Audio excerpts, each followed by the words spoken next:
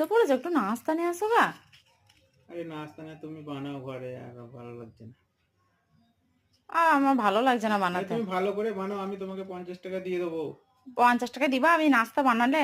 বাবা প্রতিদিন এরকম দিও গো, তাহলে এই প্রতিদিন নাও নাস্তা 50 বানিয়ে টাকা দেবো। নিয়ে যাও। না, আমি তোমার ওই 50 টাকা নেবো না কো।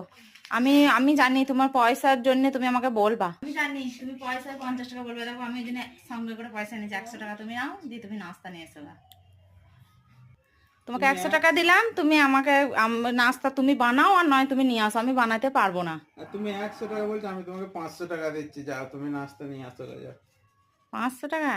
500 টাকা দিলাম, যাও। আর তুমি যে 50 টাকাটা প্রথমে দিলে, আমি 100 টাকা দিয়েছি, আমার 100 টাকাটা ফেরত দাও। তোমার পয়সা তুমি নাও, দিয়ে নাস্তা বানাও ঘরে গিয়ে, যাও। টিক্কা টিক্কা টিক্কা টিক্কা। পয়সা না দিলেও ধরো নাস্তা বানাতাম। এই জন্য বলছি মেয়েরা এইভাবে যত পারবে পয়সা হাতিয়ে নাও বরদের সঙ্গে।